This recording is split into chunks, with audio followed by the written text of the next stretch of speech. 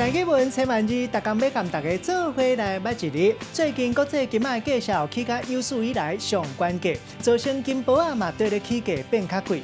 今仔日要甲大家小解这一日，咱同齐来看到这就是宝、读宝、学宝第8条金箔仔这字宝。宝就是金属类的薄片，因为宝和宝一般后壁拢会加一个啊，咱讲是宝啊，或者是宝仔纸。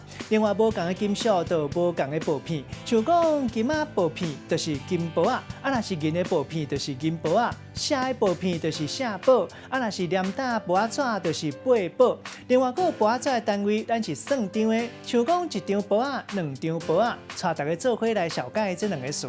头一个就是金宝，也就是金仔的薄片，买当讲是金箔仔，一般咱常在看到新上都会配金箔仔，金纸顶面嘛会搭一张细张的金箔仔。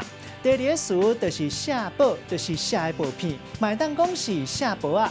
咱用一句话来举例，甲这2个词甲做伙。比如讲，工艺师足斟酌替新上配金箔仔，看起来更较庄严礼倒。等到良时节日，才来开工点眼，边仔阁有写灯，嘛是配写箔仔做的，看起来足有路。今仔日小解这一日读做宝，提供予观众朋友来参考。